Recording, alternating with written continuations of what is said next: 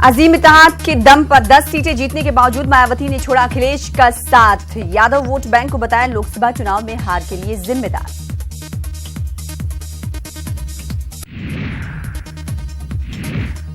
Samajwadi party के सदस्य अखिलेश यादव ने मीडिया पर की शदीद तनकीद। कहा, टीवी के जरिए खेला गया दिमाग से खेल, इसलिए रफ्तार की फरारी से हार गई समाजवादी साइकिल।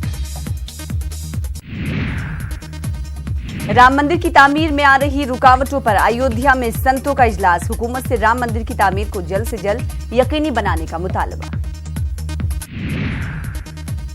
मॉब लिंचिंग के हालिया वाकयात ये बताने के लिए काफी हैं कि शरपसंद अनासिर पर वजीर आजम की तकरीर का नहीं है कोई असर। मौलाना खालिद रशीद फिरंगी महली का बयान।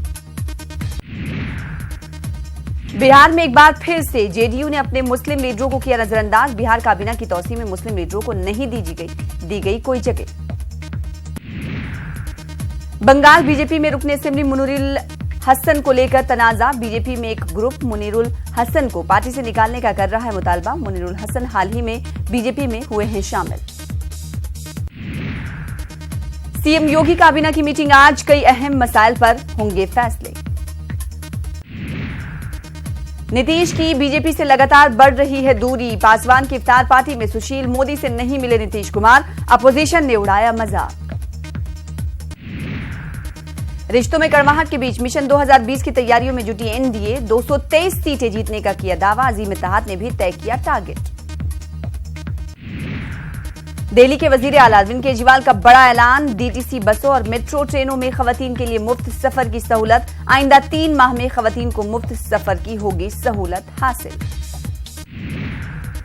आंध्र प्रदेश हुकूमत ने सीबीआई पर आयद पाबंदी हटाई। साबिका टीडीपी हुकूमत ने आयद की थी पाबंदी। वजीर आला जगनमोहन रेड्डी ने कहा, चोरों को बख्शा नहीं जाएगा।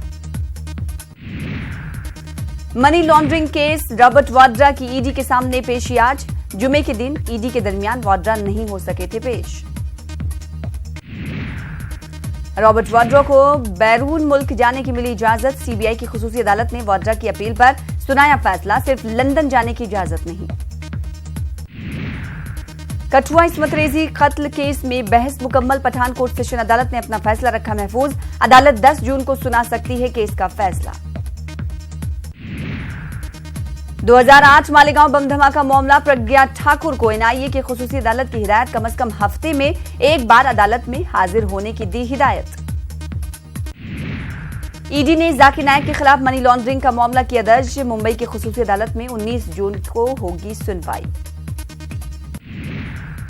मुजफ्फरपुर शेल्टर होम मामला, सीबीआई ने सुप्रीम कोर्ट में दाखिल की मुहरबंद रिपोर्ट। अदालत ने जांच के लिए सीबीआई को 3 महीने का दिया वक्त। इस्मत रेजी के मुलजिम समाजवादी पार्टी रुकने असेंबली मनोज पारस की जमानत की दरख्वास्त पर सुनवाई आज। 3 दिगर मुलजिमीन भी हैं जेल में बंद। चीनी सरहद से मुत्तसिल फजाइया का जहाज लापता। हादसे का खदशा। उड़ान के आधे घंटे बाद ही मुनक़ता हुआ था राब्ता। मध्यप्रदेश महकमे तालीम का अनोखा फरमान, 0 से 30% तक नतीजा देने वाली क्लासों के असातिज़ा को देना होगा इम्तिहान। 12 जून को असातिज़ा के लिए होगा इम्तिहान का इनेकाद। मुल्क भर में ईद की तैयारियां शबाब पर। बाजारों की रौनक काबिल दीद। रुयतुल हिलाल कमेटी ने मुसलमानों से 29 रमजान को की चांद देखने की अपील। बेंगलुरु की मस्जिद ईदगाह बिलाल में इज्तिमाई एतकाफ का रूह परवर मंजर। तकरीबन 1,500 अफराद एतकाफ के जरिए हासिल कर रहे हैं खुदा की खुशनुदी।